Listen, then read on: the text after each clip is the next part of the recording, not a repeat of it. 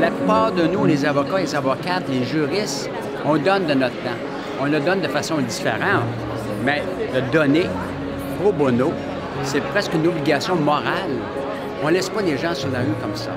Donc, c'est surtout qu'est-ce qui déclenche, c'est l'injustice, d'une part, ou la croyance à la cause de la personne. Donc, moi, ça me fait du bien, tout simplement. J'ai pas plus de mérite que ça, mais ça me fait du bien. Je dors bien le soir quand je dors. Lorsque j'étais bâtonnier du Québec, j'avais établi 3 priorités. Et la troisième de ces priorités était d'être la voix des sans-voix.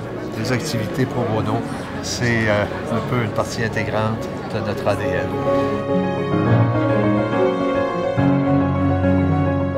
Je pense pas qu'on peut avoir une société libre et démocratique sans un programme comme Pro Bono Québec. Ça aide énormément de gens, puis ça aide autant les gens qui bénéficient du programme, mais je pense que ça aide également aux gens qui donnent à la société, parce que je pense que c'est important de redonner, parce que nous, on est privilégiés.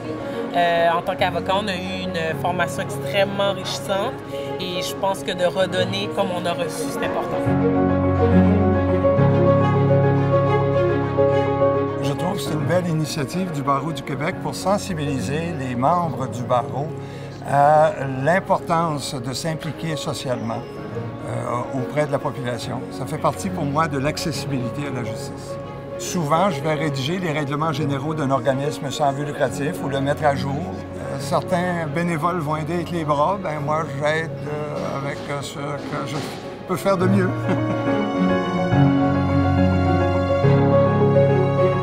Pro Bono Québec est un organisme absolument nécessaire parce que notamment, probablement, qui a permis de circonscrire les efforts de beaucoup d'avocats qui se faisaient peut-être de façon moins officielle par le passé, parce qu'il reste que le pro bono chez les avocats a toujours été d'une importance première.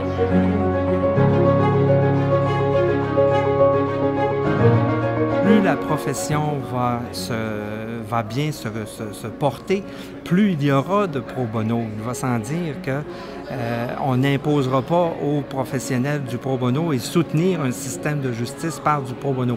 Le pro bono devient en quelque sorte le résultat d'un système de justice qui est en santé et qui se porte bien. Moi, j'ai fait du bénévolat toute ma vie dans toutes sortes d'organismes et je ne crois pas qu'on puisse penser que dans notre monde, il puisse exister, dans notre monde, je dis bien,